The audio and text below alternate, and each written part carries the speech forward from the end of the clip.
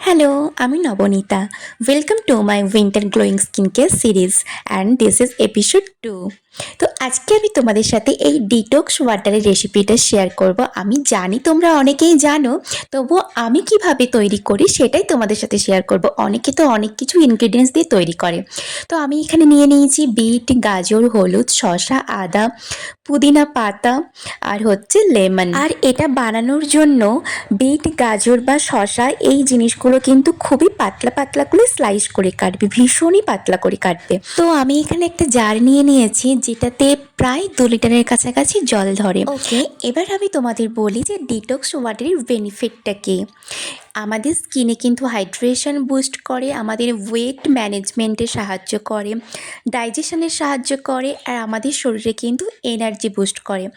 সাথে হচ্ছে ভীষণ পরিমাণে এতে অ্যান্টিঅক্সিডেন্ট থাকে এবং ভাইটামিনস থাকে।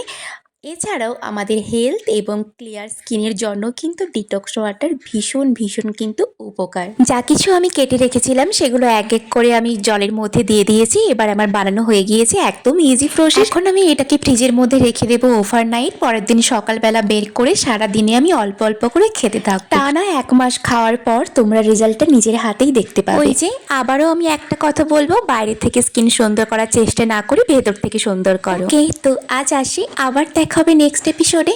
Bye bye.